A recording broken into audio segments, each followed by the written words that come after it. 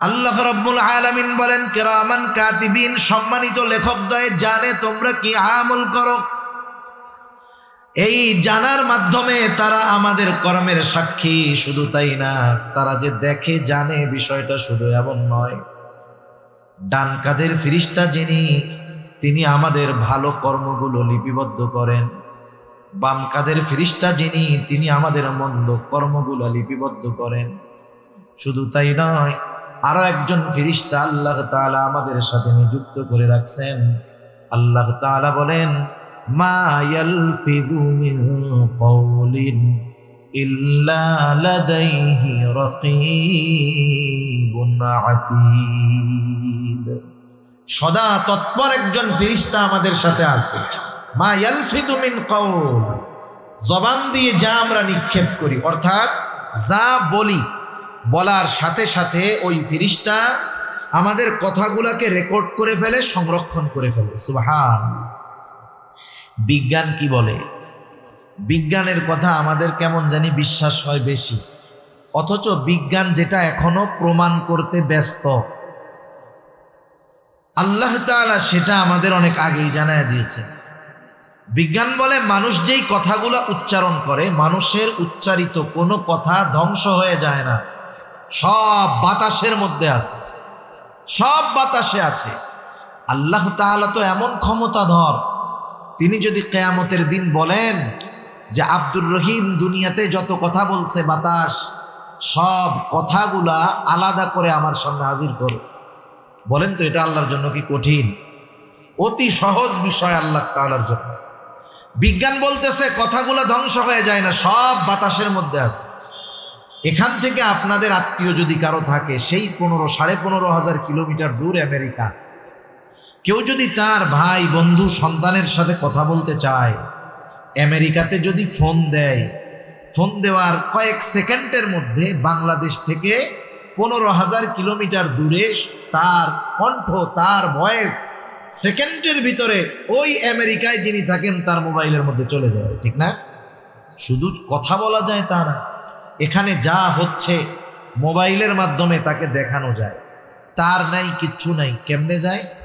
Network system, network এগুলা যথাযথ নম্বরে পৌঁছানোর ব্যবস্থা করে। সাথে সাথে বাতাসকে ব্যবহার করা হয়।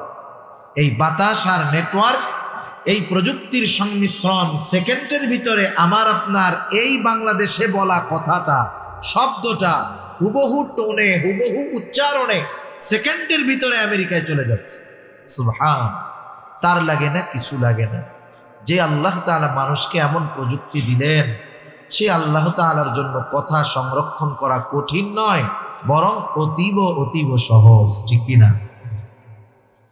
তাহলে আমাদের কথাগুলা রেকর্ড হইতেছে। শুধু তাই না, আমি আপনি যেই অঙ্গ প্রত্যঙ্গের দ্বারা কর্ম সম্পাদন করি, কাজগুলা করি, এগুলাও কিয়ামতের ময়দানে আমার পক্ষে বা বিপক্ষে সাক্ষী হয়ে যাবে।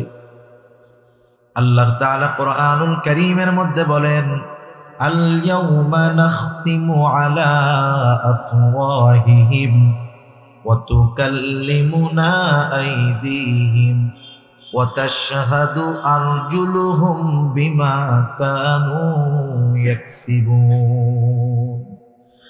আল্লাহ রাব্বুল আলামিন বলেন আজকের এই দিন, অর্থাৎ কিয়ামতের দিন, নাখতিমু আলা আফওয়াহিহিম, আমি তাদের মুখের উপরে মোহর মেরে দিব। ওয়া তুকাল্লিমুনা আইদিহিম, আমার সাথে কথা বলবে তাদের হাত। ওয়া তাশহাদু আরজুলুহুম, সাক্ষী দিবে তাদের পা। বিমা কানু ইয়াকসিবুন, এই হাত পা দ্বারা তারা কি উপার্জন করেছে। শুধু যে আমার আপনার হাত পা আল্লাহ তাআলার সাথে কথা বলবে এমনটা নয়, বরং আল্লাহ তাআলা আরো এক জায়গায় বলেন শাহিদা আলাইহিম সামউহুম ওয়া আবসারুহুম ওয়া জুলুদুহুম বিমা কানু ইয়ামালুন। আল্লাহ তাআলা বলেন সাক্ষী দিবে তাদের চোখ, সাক্ষী দিবে তাদের কান, সাক্ষী দিবে তাদের কান, সাক্ষী দিবে তাদের চোখ, সাক্ষী দিবে তাদের চামড়া। এই চোখ, কান, জবান, চামড়া দিয়ে তারা কি আমল করেছে। 60-70 বছর হায়াতের মানুষ 60-70 বছর ধরে গুনাহ করছে, পাপ করছে, রাতের পর রাত চোখে দিয়া গুনাহ দেখিয়েছে, রাতের পর রাত কানকে দিয়ে গান শুনিয়েছে, দিনের পর দিন হাত দিয়ে অপকর্ম করেছে, জবান দিয়ে অপকর্ম করেছে। বলেন তো এই অঙ্গ প্রত্যঙ্গগুলো দুনিয়াতে কোনোদিন ওই অপকর্ম অপরাধ করার সময় কথা বলেছে কিংবা বাধা দিয়েছে নাকি? কোনোদিন কথাও বলে নাই, বাধাও দেয় নাই। অথচ এই হাত দিয়ে আমি আপনি অপরাধ করাচ্ছি, চোখ দিয়ে অপরাধ করছি, কান দিয়ে অপরাধ করতেছি, এরা কোনো কথা বলে না। কিয়ামতের দিন যখন কথা বলতে দেখবে, যার বিরুদ্ধে কথা বলবে সে তো অবাক হয়ে যাবে। এবার জিজ্ঞাসা করবে, ক্বালু লিজুলুদিহিম লিমা শাহিদতুম আলাইনা, কি চামড়া তোমরা কেন আমাদের বিরুদ্ধে সাক্ষী দাও? তার মানে দুনিয়ায় তো কথা বলতে পারতো না, এখন কেমন করে সাক্ষী দাও, কথা কেমন করে বলতেছ? এইবার ওই অঙ্গ প্রত্যঙ্গ গুলাও জবাব দিবে, ক্বালু আনতাকানাল্লাহ, আজকে আমাদেরকে কথা বলার ক্ষমতা দিয়েছেন কে? আল্লাহ আজকে আমাদের কথা বলার ক্ষমতা দিয়েছেন। ওই সময় ক্ষমতা দেন নাই বিধায় দুনিয়ায় কথা বলবে, কিন্তু আল্লাহ তাআলা আজকে আমাদেরকে কথা বলার ক্ষমতা দিয়েছেন। এজন্য তুমি আমাদের দ্বারা দুনিয়াতে কি অপরাধ সংগঠিত করেছো সব আল্লাহ তাআলার কাছে আমরা বলে দিচ্ছি। রাসূলুল্লাহ সাল্লাল্লাহু আলাইহি ওয়াসাল্লাম বলেন, তোমরা যখন জান্নাতের বাগানের পাশ দিয়ে অতিক্রম করবে, সেখান থেকে তোমরা ফল আহরণ করবে। সাহাবায়ে কেরাম জিজ্ঞাসা করলো, ইয়া রাসূলুল্লাহ, দুনিয়ার জান্নাতের বাগান এটা আবার কোনটা? আল্লাহ রাসূল সাল্লাল্লাহু আলাইহি ওয়াসাল্লাম বললেন, দুনিয়ার জান্নাতের বাগান হলো জিকিরের মজলিস। দুনিয়ার জান্নাতের বাগান জিকিরের মজলিস। এখানে আমরা আসছি, বসছি, সুবহানাল্লাহ, আলহামদুলিল্লাহ, লা ইলাহা ইল্লাল্লাহ, আল্লাহু আকবার, এই জিকিরগুলো আমরা করি। সহিহ মুসলিমের একটি বর্ণনার মধ্যে আসছে যে আল্লাহ সুবহানাহু ওয়া তাআলার কাছে 4টি কালিমা, 4টি বাক্য সবচাইতে প্রিয়। আল্লাহ তাআলার কাছে 4টি কালিমা তথা 4টি বাক্য সবচাইতে প্রিয়। সেই 4 কালিমা, 4 বাক্য হলো সুবহানাল্লাহ, আলহামদুলিল্লাহ, লা ইলাহা ইল্লাল্লাহ, আল্লাহু আকবার।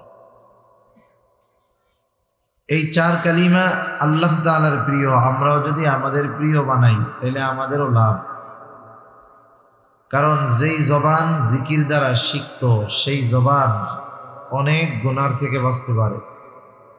আর হাদিসের মধ্যে আসছে, আল্লাহ রাসূল সাল্লাল্লাহু আলাইহি ওয়াসাল্লাম বলেন, তোমরা আমাকে 2টো জিনিস হেফাজতের গ্যারান্টি দাও, আমি তোমাদেরকে জান্নাতের গ্যারান্টি দিব। সুবহানাল্লাহ। একটা হলো জবান হেফাজতের গ্যারান্টি, আর একটা হলো লজ্জাস্থান হেফাজতের গ্যারান্টি। আবার আর এক হাদিসের মধ্যে আল্লাহ রাসূল সাল্লাল্লাহু আলাইহি ওয়াসাল্লাম বলেন, প্রকৃত মুসলমান কে? গরু খাইলেই যে মুসলমান বিষয়টা কিন্তু এমন নয়। প্রকৃত মুসলমান কে? আল্লাহ রাসূল সাল্লাল্লাহু আলাইহি ওয়াসাল্লাম বলেন, আল মুসলিম মান সালিমাল মুসলিমুনা মিন লিসানিহি ওয়া ইয়াদিহি। মুসলমান তো সে, প্রকৃত মুসলমান যার হাত, জবান এবং হাত থেকে অপর মুসলমান নিরাপদ থাকে। তাহলে প্রকৃত মুসলমান হতে হলে জবানের হেফাজত দরকার। জান্নাত, এই জান্নাতের গ্যারান্টি পেতে হলে জবানের হেফাজতের দরকার। আর জবান হেফাজতের সর্বোত্তম মাধ্যম হলো এই জবানকে আল্লাহ তাআলার জিকির দ্বারা সিক্ত করা। তাহলে কি হবে? চলতে ফিরতে আমরা যদি জবানকে জিকির দ্বারা সিক্ত করতে পারি, যেই জবান দিয়ে আল্লাহ তাআলার বড়ত্বের ঘোষণা, পবিত্রতার ঘোষণা, আল্লাহ সুবহানাহু ওয়া তাআলার প্রশংসা, আল্লাহ তাআলার একত্ববাদের ঘোষণা দেওয়া হবে, ওই জবান দিয়ে পচা কথা, বকা, মিথ্যা কথা এগুলা বলতে গেলে বাধা আসবে। কারণ দুনিয়ার অনেক ছোট ছোট ভালো কাজ বড় বড় অপরাধ থেকে বাঁচার জন্য সহায়ক হয়। দুনিয়ার অনেক কাজ আছে যেগুলা বড় ইবাদতের সহায়ক। অনেক উদাহরণ উপমা দেওয়া যাবে। মনে করেন আমরা শীতের সময় যখন রাত্রে ঘুমিয়ে থাকি, যার বাড়ি বিল্ডিং, শীতের সময় তো আর জানালা খুলে রেখে ঘুমায় না, একেবারে যত মজবুত ভাবে পারা যায় দরজা জানালা আটকিয়ে এরপরে ঘুমায়, যাতে বাহিরের কোনো বাতাস ভেতরে না ঢুকতে পারে। থাই গ্লাস দিয়ে ভালো মতো আটকায় দিল, মহল্লার মসজিদে আজান হয়, আজানের আওয়াজটা ভিতরে ভালো মতো যায় না। এখন দেখেন যে কথা বলতেছি আর কি, ছোট ছোট কাজ বড় বড় কাজের জন্য সহায়ক হয়, বড় বড় বিষয়ের জন্য সহায়ক হয়। এখন আওয়াজ তো যায় না, দিয়ে রাখলাম ঘড়ির অ্যালার্ম, মোবাইলের অ্যালার্ম দিয়ে রাখলাম। এই মোবাইলের অ্যালার্ম বা ঘড়িতে অ্যালার্ম দেওয়া এটা ফরজ, ওয়াজিব, সুন্নাত, মুস্তাহাব কোনো কিছুই না। অথচ এই মোবাইল বা ঘড়ির অ্যালার্ম আমাকে একটা ফরজ ইবাদত পালন করার জন্য সাহায্য করবে, ঠিক না? এজন্য দুনিয়ার অনেক ছোট ছোট বিষয় আছে যেগুলার কারণে বড় বড় অনেক বিষয়ের থেকে বাঁচা যায়, বড় বড় বিষয় করা যায়। আল্লাহ সুবহানাহু ওয়া তাআলা আমাদের সবাইকে জিকির দ্বারা জবানকে সিক্ত করার তৌফিক দান করুন, সকলে বলি আমিন। সম্মানিত উপস্থিতি, আমরা এখানে যারা আছি, সারা পৃথিবীতে যত মানুষ আছে, একথা মোটামুটি বলা যায় আজ থেকে 100 বছর পরে দুনিয়াতে এখন যারা আছে আর কেউ হয়তো দুনিয়ায় থাকবে না, মারা যেতে হবে। দুনিয়ার অনেক সত্য আছে যেগুলা অনেক মানুষ বিশ্বাস করে না। যেমন আমার আপনার স্রষ্টা কে বলেন তো? আল্লাহ। আসমান জমিনের স্রষ্টা আল্লাহ। এটা যে সত্য কোনো সন্দেহ আছে? কোনো সন্দেহ নেই। অথচ এই সত্যটাকেই দুনিয়ার অনেক মানুষ বিশ্বাস করে না। যারা নাস্তিক এরা বলে আসমান জমিন এটা এমনি এমনি হয়েছে, আমরাও প্রাকৃতিকভাবে সৃষ্টি হয়েছি, মারা যাব, প্রকৃতির সাথে মিশে যাব, শেষ। কিন্তু পৃথিবীতে এমন একটা সত্য আছে যেই সত্য কেউ অস্বীকার করে না, সেটার নাম হলো মওত, মৃত্যু, মরণ। এটা এমন এক সত্য, পৃথিবীর সব ধর্মের, সব বর্ণের, সব মতের, মতাদর্শের সব মানুষ মৃত্যুকে বিশ্বাস করে। দুনিয়াতে একজনও খুঁজে পাওয়া যাবে না যে মৃত্যুকে অবিশ্বাস করে। পাওয়া যাবে? খুঁজে যাবে না। সেই মৃত্যুটা সুনিশ্চিত আমাদের প্রত্যেকেরই হবে। জন্মিলে মরিতে হবে। একটা মানুষ জন্ম নেওয়া মানে তাকে মৃত্যুর খবর সে পেয়ে গেল। এখন এই মরণ আমাদের হবে, কখন হবে? যদিও আল্লাহ তাআলা একটি নির্দিষ্ট সময় নির্ধারণ করে রাখছেন, কিন্তু আমাদের কারো ওই সুনিশ্চিত নির্দিষ্ট সময় সম্পর্কে জানা নাই। আমি আপনি যখন মায়ের গর্ভে ছিলাম, এক টুকরো মৃত মাংসের টুকরার মতো যখন হইলাম, মায়ের রেহেমের ভিতরে পিতার শুক্রকীট 120 দিন পর আমি আপনি একটা মৃত মাংসের টুকরা হয়েছে। আল্লাহ তাআলা ফেরেশতা পাঠিয়ে দিয়েছেন। মায়ের পেটের ভিতরে আল্লাহ তাআলার আদেশে ফেরেশতা রূহ ফুঁকে দিল। আমি আপনি মায়ের পেটের ভিতরে প্রাণ পেয়ে গেলাম। এমনটা আবার হয় না যে একটা মানুষের সব কিছু তৈরি হয়, হাত পা চোখ কান নাক সব কিছু হওয়ার পরে যে রূহ দেওয়া হয়, এমন নয়। বরং হাত পা চোখ কান অঙ্গ প্রত্যঙ্গ এগুলো হওয়ার আগেই আল্লাহ তাআলা মায়ের পেটের ভিতরে ওই মৃত মাংসের টুকরার মধ্যে প্রাণ দিয়ে দেন। চিকিৎসা বিজ্ঞান বলতেছে আগে মানুষের হার্ট তৈরি হয়, হৃৎপিণ্ড আগে তৈরি হয়, এরপরে আস্তে আস্তে শরীরের অনেক অঙ্গ প্রত্যঙ্গগুলো তৈরি হয়। এজন্য আমরা অনেক সময় দেখি যে একটা ছেলে বা মেয়ে দুনিয়ায় ভূমিষ্ঠ হয়েছে, তার শরীর পরিপূর্ণতা এখনো লাভ করে নাই, এখনো পরিপূর্ণতা অর্জন করে নাই, বিকলাঙ্গ, হয়তো চোখ ফুটে না, অনেকের দেখা যায় এখনো অনেক কিছু অপূর্ণাঙ্গ রয়ে গেছে। এইরকম সন্তান দুনিয়ায় ভূমিষ্ঠ হয় কি হয় না? হয়। তা যাই হোক, ফেরেশতা ওই দিন যখন আল্লাহ তাআলার আদেশে আমার আপনার মধ্যে রূহ ফুঁকে দিয়েছে, ওই দিন ওই রূহটা আমার আপনার সাথে কতদিন অবস্থান করবে আল্লাহ সুবহানাহু ওয়া তাআলার আদেশে ওটাও নির্দিষ্ট হয়ে যায়। সুবহানাল্লাহ। এই যে বোতলটা আছে, পানির বোতলের মধ্যে লেখা থাকে মূল্য, উৎপাদনের তারিখ, মেয়াদ। উৎপাদনের তারিখ, মেয়াদ দেখে আমরা বুঝতে পারি যে এইটার মেয়াদ শেষ হওয়ার পরে এই 15 টাকা বোতলের পানি কেউ 5 টাকা দিয়েও কিনবে না, যখন দেখবে যে মেয়াদ শেষ। আমার আপনারও একটা নির্দিষ্ট মেয়াদ আছে। বোতলের গায়ের মেয়াদটা দেখা যায়, কিন্তু আমার আপনার মেয়াদটা দেখা যায় না। ওই নির্দিষ্ট সময় যখন হাজির হয়ে যাবে, মালাকুল মউত চলে আসবে, আমার আপনার প্রাণ হরণ করে নিয়ে যাবে। এক মুহূর্ত আগেও আমার মরণ আসবে না, নির্দিষ্ট সময়ের এক মুহূর্ত বিলম্বও হবে না। একটা মানুষ মূলত অসুস্থ হলেই যে মারা যায় বিষয়টা এমন নয়। সুস্থ মানুষও তো মারা যায়। মারা যাওয়ার মূল কারণ হলো তার হায়াত ফুরিয়ে যাওয়া। কয়েকদিন আগে একটা ছেলের ব্যাপারে দেখলাম, 17 বছর কোমায় আছে, লাইফ সাপোর্টে আছে, 17 বছর এখনো বেঁচে আছে, মারা যায় নাই। তাহলে অসুস্থতার কারণে মূলত মানুষ মারা যায় না, মারা যাওয়ার মূল কারণ হলো হায়াত শেষ। মানুষ মারা যাওয়ার পর আমাদের অঞ্চলগুলোতে মানুষ মারা যাওয়ার পরে প্রচার করে, অ্যানাউন্স করে মাইকের মধ্যে, অমুক এলাকার অমুক, অমুকের ছেলে অমুক আজ বিকাল 5 ঘটিকায় ইন্তেকাল করছে। বলে না ইন্তেকাল করেছে। ইন্তেকাল শব্দটি তো আরবি শব্দ, অর্থ হলো স্থানান্তরিত হওয়া। সে একটা জায়গায় ছিল আর একটা জায়গায় গিয়েছে, তার মানে সে দুনিয়ার জগতে ছিল, নতুন আর এক জগতে গিয়েছে, যেটার নাম হলো আলমে বরজখ। নতুন এক জগতের বাসিন্দা সে হয়েছে, আলমে বরজখের বাসিন্দা। সেই আলমে বরজখ তার জন্য শান্তির জায়গাও হতে পারে, কষ্টের জায়গাও হতে পারে। আলমে বরজখ শান্তির জায়গা হবে তখন দুনিয়াতে যখন সে নেক আমল করবে, ঈমানওয়ালা হবে। হাদিসের মধ্যে আসছে কারো কবর হবে জান্নাতের বাগান, রাউযাতুম মিন রিয়াদিল জান্নাহ। দুনিয়াতে যে বদ আমল করছে, পাপ করছে, গুনার কাজ করছে, তার কবর হবে জাহান্নামের একটা গর্ত। আমাদের প্রত্যেককেই আলমে বরজখে অবস্থান করা লাগবে, যদিও ওই জগৎটা আমাদের চোখের আড়ালে দেখতে পাই না। দেখতে না পাওয়ার কারণে অবিশ্বাস করার কিন্তু কোনো সুযোগ নাই।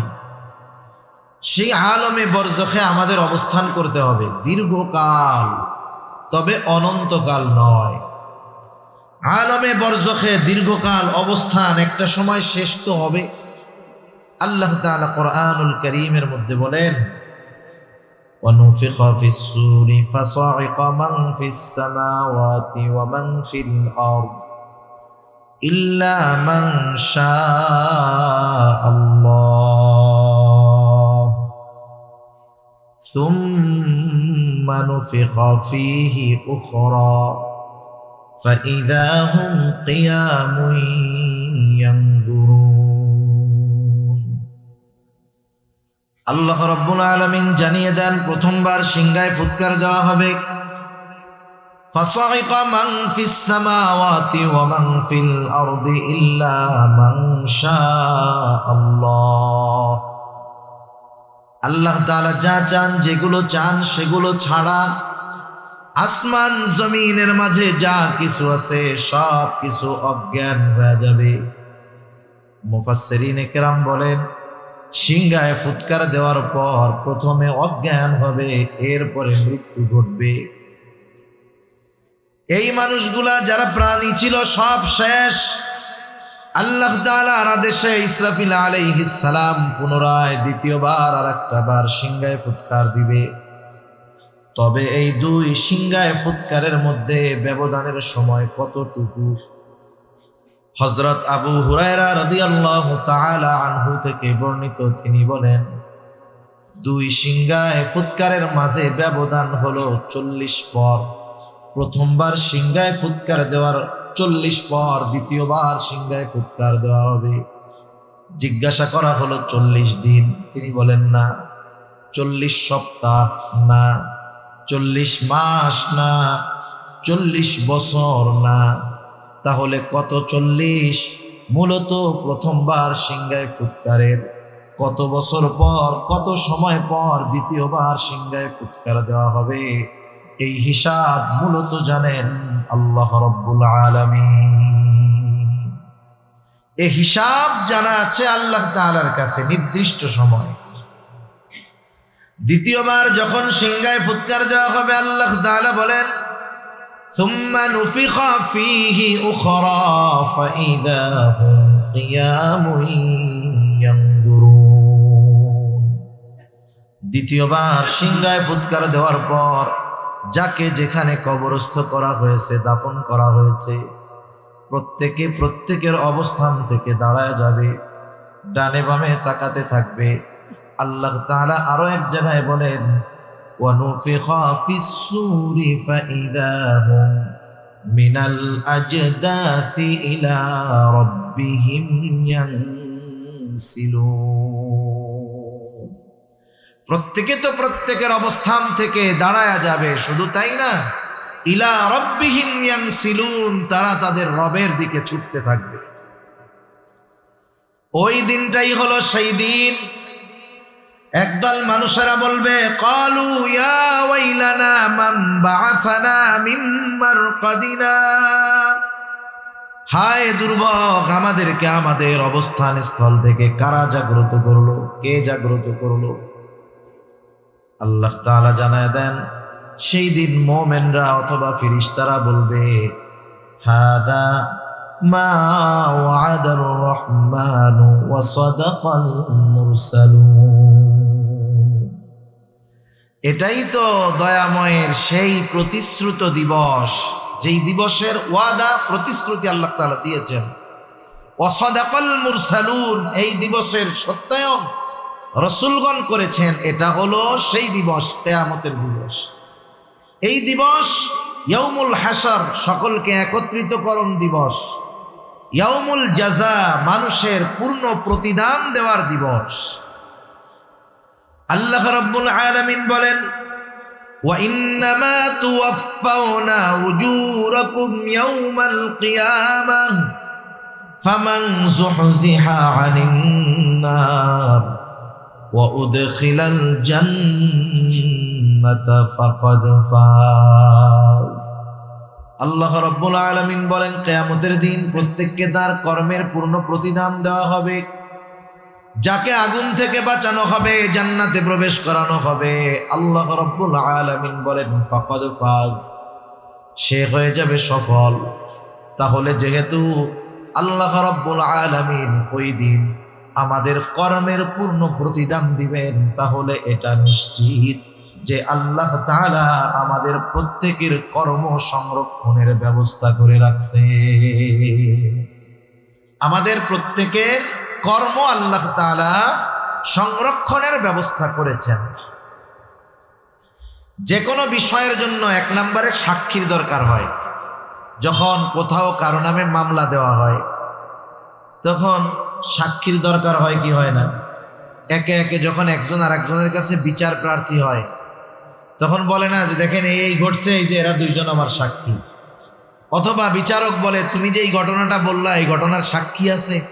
তার মানে সাক্ষী বিচার আচারের জন্য গুরুত্বপূর্ণ একটি বিষয়।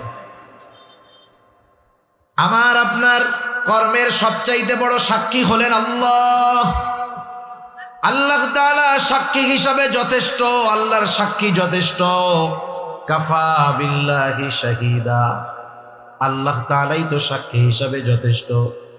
কিন্তু এরপরেও আল্লাহ রাব্বুল আলামিন আমাদের কর্মের ব্যাপারে আরো সাক্ষী রেখে দিয়েছেন।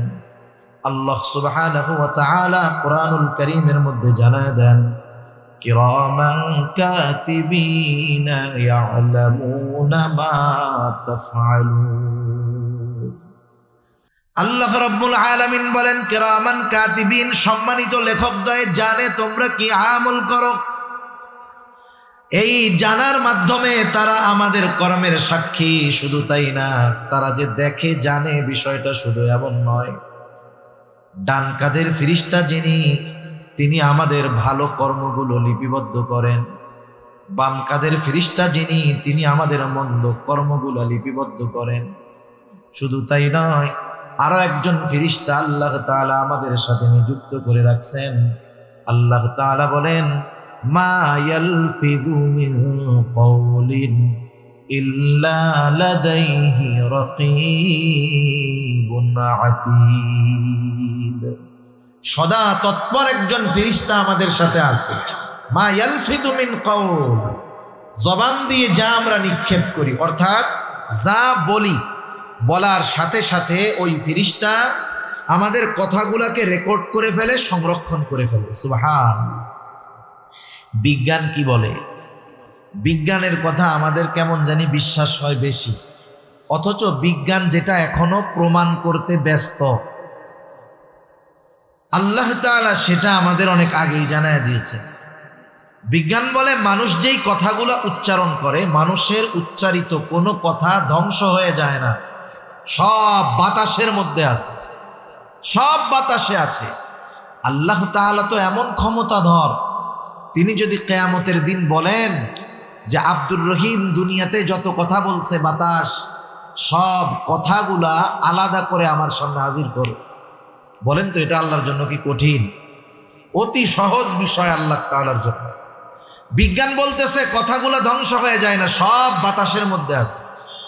এখান থেকে আপনাদের আত্মীয় যদি কারো থাকে, সেই 15,500 কিলোমিটার দূর আমেরিকা, কেউ যদি তার ভাই বন্ধু সন্তানের সাথে কথা বলতে চায়, আমেরিকাতে যদি ফোন দেয়, ফোন দেওয়ার কয়েক সেকেন্ডের মধ্যে বাংলাদেশ থেকে 15,000 কিলোমিটার দূরে তার কণ্ঠ, তার ভয়েস সেকেন্ডের ভিতরে ওই আমেরিকায় যিনি থাকেন তার মোবাইলের মধ্যে চলে যায়, ঠিক না? শুধু কথা বলা যায় তা না, এখানে যা হচ্ছে মোবাইলের মাধ্যমে তাকে দেখানো যায়। তার নাই, কিচ্ছু নাই, কেমনে যায়? নেটওয়ার্ক সিস্টেম, নেটওয়ার্ক এগুলা যথাযথ নম্বরে পৌঁছানোর ব্যবস্থা করে, সাথে সাথে বাতাসকে ব্যবহার করা হয়। এই বাতাস আর নেটওয়ার্ক, এই প্রযুক্তির সংমিশ্রণ, সেকেন্ডের ভিতরে আমার আপনার এই বাংলাদেশে বলা কথাটা, শব্দটা হুবহু টোনে, হুবহু উচ্চারণে সেকেন্ডের ভিতরে আমেরিকায় চলে যাচ্ছে। সুবহান। তার লাগে না, কিছু লাগে না। যে আল্লাহ তাআলা মানুষকে এমন প্রযুক্তি দিলেন, সে আল্লাহ তাআলার জন্য কথা সংরক্ষণ করা কঠিন নয়, বরং অতীব অতীব সহজ, ঠিক কিনা? তাহলে আমাদের কথাগুলা রেকর্ড হইতেছে। শুধু তাই না, আমি আপনি যেই অঙ্গ প্রত্যঙ্গের দ্বারা কর্ম সম্পাদন করি, কাজগুলা করি, এগুলাও কিয়ামতের ময়দানে আমার পক্ষে বা বিপক্ষে সাক্ষী হয়ে যাবে। আল্লাহ তাআলা কোরআনুল কারীমের মধ্যে বলেন, আল ইয়াউমা নাখতিমু আলা আফওয়াহিহিম ওয়া তুকাল্লিমুনা আইদিহিম ওয়া তাশহাদু আরজুলুহুম বিমা কানু ইয়াকসিবুন। আল্লাহ রাব্বুল আলামিন বলেন, আজকের এই দিন অর্থাৎ কিয়ামতের দিন, নাখতিমু আলা আফওয়াহিহিম, আমি তাদের মুখের উপরে মোহর মেরে দিব, ওয়া তুকাল্লিমুনা আইদিহিম, আমার সাথে কথা বলবে তাদের হাত, ওয়া তাশহাদু আরজুলুহুম, সাক্ষী দিবে তাদের পা, বিমা কানু ইয়াকসিবুন, এই হাত পা দ্বারা তারা কি উপার্জন করেছে। শুধু যে আমার আপনার হাত পা আল্লাহ তাআলার সাথে কথা বলবে এমনটা নয়, বরং আল্লাহ তাআলা আরো এক জায়গায় বলেন, শাহিদা আলাইহিম সামউহুম ওয়া আবসারুহুম ওয়া জুলুদুহুম বিমা কানু ইয়ামালুন। আল্লাহ তাআলা বলেন, সাক্ষী দিবে তাদের চোখ, সাক্ষী দিবে তাদের কান, সাক্ষী দিবে তাদের কান, সাক্ষী দিবে তাদের চোখ, সাক্ষী দিবে তাদের চামড়া। এই চোখ, কান, জবান, চামড়া দিয়ে তারা কি আমল করেছে। 60-70 বছর হায়াতের মানুষ 60-70 বছর ধরে গুনাহ করছে, পাপ করছে, রাতের পর রাত চোখে দিয়ে গুনাহ দেখিয়েছে, রাতের পর রাত কানকে দিয়ে গান শুনিয়েছে, দিনের পর দিন হাত দিয়ে অপকর্ম করেছে, জবান দিয়ে অপকর্ম করেছে। বলেন তো, এই অঙ্গ প্রত্যঙ্গগুলো দুনিয়াতে কোনোদিন ওই অপকর্ম অপরাধ করার সময় কথা বলেছে কিংবা বাধা দিয়েছে নাকি? কোনোদিন কথাও বলে নাই, বাধাও দেয় নাই। অথচ এই হাত দিয়ে আমি আপনি অপরাধ করাচ্ছি, চোখ দিয়ে অপরাধ করছি, কান দিয়ে অপরাধ করতেছি, এরা কোনো কথা বলে না। কিয়ামতের দিন যখন কথা বলতে দেখবে, যার বিরুদ্ধে কথা বলবে সে তো অবাক হয়ে যাবে। এবার জিজ্ঞাসা করবে, ক্বালু লিজুলুদিহিম লিমা শাহিদতুম আলাইনা, কি চামড়া তোমরা কেন আমাদের বিরুদ্ধে সাক্ষী দাও? তার মানে দুনিয়ায় তো কথা বলতে পারতো না, এখন কেমন করে সাক্ষী দাও? কথা কেমন করে বলতেছ? এইবার ওই অঙ্গ প্রত্যঙ্গ গুলাও জবাব দিবে, ক্বালু আনতাকানাল্লাহ,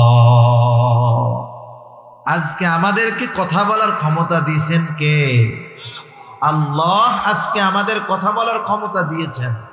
ওই সময় ক্ষমতা দেন নাই বিধায় দুনিয়ায় কথা বলবে, কিন্তু আল্লাহ তাআলা আজকে আমাদেরকে কথা বলার ক্ষমতা দিয়েছেন। এজন্য তুমি আমাদের দ্বারা দুনিয়াতে কি অপরাধ সংগঠিত করেছ সব আল্লাহ তাআলার কাছে আমরা বলে দিচ্ছি। যদি এই চিন্তাগুলো আমরা সবসময় আমাদের সামনে রাখতে পারি যে হায় হায়, আমি মানুষের সামনে গুনাহ করা, অপরাধ করা, মন্দ কাজ করা, এটাকে কতটা ভয় পাই, অথচ সার্বক্ষণিকভাবে আল্লাহ সুবহানাহু ওয়া তাআলা আমাকে দেখতেছেন, আমার সাথের ফেরেশতারা সর্বক্ষণ আমার সাথে আছে, আমি যাদেরকে দিয়ে অপরাধ করি, অন্যায় করি, তারা আমার বিপক্ষে সাক্ষী। এই চিন্তাগুলা আমরা যতক্ষণ আমাদের মাঝে যথাযথভাবে প্রবেশ করাতে না পারবো, দুনিয়ার আইন, দুনিয়ার কঠোরতা, ওয়াজ নসিহত সহজে আমাদেরকে পাপ থেকে দূরে ঠেলতে পারবে না, পাপ থেকে বাঁচাতে পারবে না। এই চিন্তাগুলা যদি আমাদের মধ্যে না আসে, স্বাভাবিক আপনাদের এলাকার কাউকে যদি বলা হয় যে আপনাকে কিন্তু হাটহাজারী থানা থেকে নজরদারিতে রাখা হয়েছে, খবর আসলো যে আপনি প্রশাসনের নজরদারিতে আছেন, বলেন তো ও 24 ঘন্টা টেনশনে থাকবে না? ঘরের মধ্যে থাকলেও চিন্তায় থাকবে, মসজিদে থাকলেও চিন্তায় থাকবে, বাজারে থাকলেও চিন্তায় থাকবে। আমরা কি 24 ঘন্টা আল্লাহর নজরদারিতে নাই? দুনিয়ার প্রশাসন তাকে কতটুকু সময় নজরদারি করবে? ঘরের মধ্যে গেছে ল্যাপের তলে দেখবে না, কিন্তু আমি আপনি যত আধারে যাই, যত একাকিত্ব অবলম্বন করি না কেন, আল্লাহ তাআলার নজরের বাইরে কখনো যাওয়ার কোনো উপায় আমাদের নাই। এই চিন্তাগুলা মানুষকে গুনার থেকে বাঁচাইতে পারে। তা যাই হোক, দুনিয়ায় যেই কর্মগুলো আমরা করছি, কিয়ামতের দিন আমাদের কর্মের সাক্ষীও আছে, কর্মের প্রতিদানও আল্লাহ তাআলা দিবেন। এগুলো কিয়ামতের দিন আমলনামা বানানো হচ্ছে, ফাইল আকারে প্রস্তুত হচ্ছে, এগুলা কিয়ামতের দিন আল্লাহ তাআলা ছাইড়া দিবেন। প্রত্যেকের দুনিয়ার আমলনামা, যে দুনিয়ায় যে আমল করেছে, যা যা আমল করেছে, যা বলেছে, যা করেছে, সব লিপিবদ্ধ আছে। প্রত্যেকের আমলনামা প্রত্যেকের কাছে পৌঁছায়া যাবে। আমলনামা ডান হাতে কেউ পাবে, আমলনামা বাম হাতে কেউ পাবে। ডান হাতে আমলনামা যারা পাবে তারা সফল জান্নাতি, বাম হাতে যারা আমলনামা পাবে তারা ব্যর্থ, তারা জাহান্নামী। ডান হাতে যারা আমলনামা পাবে, বিষয়টা কিন্তু এমন নয় যে আমলনামা সামনে আছে, মন চাইলে ডান হাত দিয়া নিলাম, মন চাইলে বাম হাত দিয়া নিলাম, এমন নয়। বরং তার কৃতকর্মই তার আমলনামা ডান হাতে অথবা বাম হাতে পৌঁছায়া দিবে। সে নিতে বাধ্য হবে। যে ডান হাতে আমলনামা পেয়ে যাবে সে খুশি, সে ডান হাতে আমলনামা পাওয়ার পর কতটা খুশি হবে। আল্লাহ তাআলা কুরআনুল কারীমের মধ্যে বলেন, ফাআম্মা মান উতিয়া কিতাবাহু বিয়ামিনি ফায়াকুলু হাউমু করাউ কিতাবিয়া ইন্নী যানানতু আন্নী মুলাকিন হিসাবিয়া। আল্লাহ রাব্বুল আলামিন জানায় দেন, ডান হাতে যে আমলনামা পাবে কতটা খুশি সে হবে। আমরা ছোটবেলায় যখন স্কুলে পড়েছি, আমাদের সময় শুধু কোন বিষয়ে কত মার্ক এটা জানায়া দেওয়া হতো না। আমাদের সময় পরীক্ষার উত্তরপত্রটাও আমাদেরকে দিয়ে দেওয়া হতো। বলা হতো খাতাটা দেখো কি লিখছো, আগামীকাল তোমাদের অভিভাবকদের কাছ থেকে খাতায় সাইন কইরা এরপরে আবার জমা দিবা। যেই ছেলেটা খাতা পাওয়ার পর দেখতো 90-95 পেয়ে গেছে 100-র মধ্যে, সে নিঃসন্দেহে খুশি হইতো, ঠিক কিনা বলেন? বন্ধুদেরকে তার খাতাটা দেখাইতো যে দেখো আমি অঙ্কে 95 পেয়েছি, ইংরেজিতে 90 পেয়েছি। খুশিতে সে বন্ধুদেরকে বলতো দেখো আমার খাতা পড়া দেখো কত সুন্দর লিখছি। ডান হাতে যে আমলনামা কিয়ামতের ময়দানে পাবে, আল্লাহ তাআলা বলেন সেও বলবে এই তো আমার কিতাব, পড়ো তোমরা। ফায়াকুলু হা উমকরাউ কিতাবিয়া। এখন ডান হাতে আমলনামা সে পাইলো কেন, এর কারণটাও কেমন জানি সে বলে দিবে। প্রশ্ন করে না বন্ধু তুমি 90 কেমনে পাইলা? আমরা তো 60, 70, 50 পাইতে কষ্ট হয়েছে। সে তখন কি বলে, শোনো আমি ঠিক মতো লেখাপড়া করছি, তোমরা রাত 10টায় ঘুমিয়ে গিয়েছো, আমি 12টা পর্যন্ত এগুলা পড়ছি। আর আমার দৃঢ় প্রত্যয় ছিল যে লেখাপড়া যদি আমি করি তাইলে আমি 90-এর উপরে মার্ক পাবো, এই জন্যই তো 90 পেয়েছি। ডান হাতে আমলনামা যিনি পাইলেন তিনি বলবেন ইন্নী যানানতু আন্নী মুলাকিন হিসাবিয়া। আমি এই ব্যাপারে দৃঢ় ধারণা রাখতাম, দৃঢ় বিশ্বাস রাখতাম যে আমাকে হিসাবের মুখোমুখি হতে হবে, হিসাবের মোলাকাত হতে হবে, তথা আমার দুনিয়ার কর্মের হিসাবের মুখোমুখি জবাবদিহিতার কাঠগড়ায় আমাকে দাঁড়াতে হবে। দুনিয়ায় এই ব্যাপারে আমার দৃঢ় বিশ্বাস ছিল বিধায় আমি আমার কর্মগুলো ভালো করেছি, নেক আমল করেছি, যার কারণে আজকে আমি ডান হাতে আমলনামা পেয়ে গেছি। আর একদল বাম হাতে আমলনামা পাবে। বাম হাতে যারা পাবে এদের আমলনামা বুক চিরে বাম হাতটাকে পেছন দিকে নেওয়া হবে, বাম হাতের মধ্যে আমলনামা দেওয়া হবে। বাম হাতে আমলনামা প্রাপ্ত মানুষগুলার বক্তব্য কি হবে? আল্লাহ তাআলা বলেন ও আম্মা মান উতিয়া কিতাবাহু বিশিমালি ফায়াকুলু ইয়া লাইতানি লাম উতা কিতাবিয়া ওয়ালাম আদরি মা হিসাবিয়া। বাম হাতে আমলনামা যে পাবে সে বলবে ইয়া লাইতানি লাম উতা কিতাবিয়া, হায় রে আমার দুর্ভোগ, আমি যদি এই আমলনামা না পাইতাম কতই না ভালো হতো, আমি যদি আমার হিসাবের ব্যাপারে না জানতাম কতই না ভালো হতো। আফসোস করবে, কিন্তু করার কোনো কিছু নাই, কারণ বাম হাতে আমলনামা পেয়ে গেল, ঠিকানা হবে তার জাহান্নাম। তাহলে ডান হাতে যারা আমলনামা প্রাপ্ত হবে জান্নাতি, বাম হাতে আমলনামা পেল জাহান্নামী। জান্নাতীরা জান্নাতে যাবার পরে দুনিয়ার মধ্যে যাদের সাথে তার পরিচয় ছিল, জানাশোনা ছিল, জান্নাতে গিয়ে সবাইকে খুঁজতে থাকবে। কিয়ামতের ময়দানে প্রত্যেকেই চিন্তিত, পেরেশান, ভীত। কেমন ভীত? কিয়ামতের ময়দানে প্রত্যেকটা মানুষ নিজের চিন্তায় বিভোর থাকবে। ভাই ভাইয়ের থেকে পলায়ন করবে, পিতা মাতার থেকে পলায়ন করবে, স্বামী স্ত্রী সন্তানদের থেকে পলায়ন করবে। কেউ চাইবে না কিয়ামতের ময়দানে তার আপন ভাইয়ের সাথে দেখা হয়ে যাক, কেউ চাইবে না স্ত্রী সন্তানের সাথে দেখা হয়ে যাক, কেউ চাইবে না মা বাবার সাথে দেখা হয়ে যাক। প্রত্যেকে লুকায়া লুকায়া থাকবে, নিজের চিন্তায় বিভোর থাকবে। ওই মানুষটাই যদি ডান হাতে আমলনামা পেয়ে জান্নাতি হতে পারে, জান্নাতে যাওয়ার পর দুনিয়ায় তার যাদের সাথে সম্পর্ক ছিল, পরিচিত ছিল, জান্নাতে যাওয়ার পর ওই লোকটাই সবাইকে খুঁজতে থাকবে। কিয়ামতের ময়দানে পেরেশান, চিন্তিত, ভীত।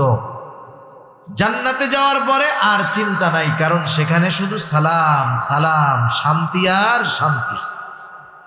এবার সে সব পরিচিত জনকে খুঁজবে, কোথায় আমার ভাই, কোথায় আমার মা, কোথায় আমার বাবা, কোথায় সন্তান, কোথায় আমার সেই বন্ধু বান্ধব, সবাইকে সে খুঁজবে। বলেন তো, খুঁজবে ঠিকই, কিন্তু সবাইরে কি সে জান্নাতে পাবে? সবাইকে জান্নাতে পাবে না তো। কারণ দুনিয়ার অনেক কাছের মানুষ, কাছের বন্ধু হয়তো বাম হাতে আমলনামা পেয়েছে বদ আমলের কারণে, সে জাহান্নামে চলে গেছে। এজন্য আল্লাহ তাআলা জানায়া দিয়েছেন প্রত্যেকটা মানুষ তার কর্মের নিকটে দায়বদ্ধ। এখানে বোঝানো উদ্দেশ্য হলো বদ আমল যারা করছে, বাম হাতে যারা আমল নামা পেয়েছে, এই আমল নামা পাওয়াটা বাম হাতে তার কর্মফল, সুতরাং তার ঠিকানা জাহান্নাম। আর ডান হাতে যে আমল নামা পেল সে তো সফল হয়ে গেল। এজন্য আল্লাহ তাআলা বলেন কুল্লু নাফসিন বিমা কাসাবাত রহিনা ইল্লা আসহাবাল ইয়ামিন ফি জান্নাতি ইয়াতাসাআলুন। জান্নাতে যাওয়ার পরে জান্নাতীরা তো খুঁজবে, সবাইকে পাবে না। তাফসীরে ইবনে কাসীরের মধ্যে আসছে আল্লাহ তাআলা জান্নাতি আর জাহান্নামীদের মধ্যে দেখা ও কথাবার্তার ব্যবস্থা করে দিবেন। সুবহানাল্লাহ। জান্নাতীরা জাহান্নামীদের অবস্থা দেখবে, জাহান্নামীরা জান্নাতীদের অবস্থা দেখবে। জান্নাতীরা দেখবে যে জাহান্নামের মধ্যে তাদের অনেক পরিচিত জন, বন্ধু বান্ধব শাস্তি ভোগ করতেছে। মানুষ যখন কষ্ট দেখতে পারে তখন সে যে অবস্থায় থাকে ওইটা তার কাছে শান্তির লাগে। মনে করেন আমাদের কাছে অনেক ঠান্ডা লাগতেছে, এখন শীত লাগতেছে না? আপনি যদি চট্টগ্রাম শহরে যান দেখবেন রাস্তার ফাঁকে ফাঁকে আইল্যান্ডের মাঝে কিছু মানুষ শুয়ে আছে। আমাদের তো কান ঢাকার রুমাল আছে, গায়ে দেওয়ার সোয়েটার আছে, ওর ওইটাও নাই। ওই দৃশ্য দেখার পরে যতই শীত থাক আমার আপনার শীত আর থাকবে না। কেন? ওই কষ্ট দেখে আমি যেই অবস্থায় আছি এই নিয়ামতের কদর আমি তখন বুঝতে পারবো। তখন আল্লাহ তাআলার দরবারে নেককার বান্দা হলে এমনিই বলবো আলহামদুলিল্লাহ। হায় হায়, চিন্তা করি যে আমার কত কষ্ট, অথচ আমার চাইতে কত কষ্টে মানুষ আছে, আল্লাহ আমারে খুব ভালো রাখছে। জান্নাতীরা যখন জাহান্নামীদের ওই অবস্থা দেখবে তার প্রিয়জন, বন্ধু, আত্মীয় স্বজন জাহান্নামের মধ্যে কঠিন শাস্তি ভোগ করতেছে। এই দৃশ্যটা দেখার পর জান্নাতের নিয়ামত যেই লোকটা পেল, আল্লাহ তাআলার প্রতি তার কৃতজ্ঞতার মাত্রা আরো বেড়ে যাবে। সে আল্লাহ তাআলাকে বলবে, আল্লাহ এদের সাথেই তো আমি দুনিয়ায় একসাথে চলতাম, আপনি যদি আমার প্রতি দয়া না করতেন, আমার প্রতি যদি ইহসান না করতেন আল্লাহ, হয়তো আমাকেও ওর সাথে ওই জাহান্নামের শাস্তি ভোগ করা লাগতো। জাহান্নামী যখন জান্নাতীকে দেখবে, দুনিয়ায় তো এমন অনেক হয়, একসাথে লেখাপড়া করে, একই স্কুলে পড়ে, একসাথে খেলাধুলা করে, জীবনের অনেক সময় দুই বন্ধু একসাথে কাটিয়েছে, কিন্তু তফাৎটা সামান্য। এক বন্ধু যখন নামাজের সময় হয় বন্ধুদেরকে বলো চলো নামাজ পড়ে আসি, সে নামাজে আসে, অন্য বন্ধুরা বলে পরে যাব, থাক। খেলাধুলাও করে একসাথে, নামাজের সময় হলে নামাজে আসে। সব বন্ধুরা মিলে অনুষ্ঠান করবে, গানের অনুষ্ঠান, গোনার অনুষ্ঠানের আয়োজন করতে চায়। সে বলে না বন্ধু, না না, আমি তোমাদের এই মন্দ কাজের সাথে নাই। এই যে কিছু বিষয়ে তাদের থেকে ও বেঁচে থাকতো, ও ওর নেক আমলের কারণে জান্নাতি। এরকম দুনিয়ায় অনেকটাই ঘটে।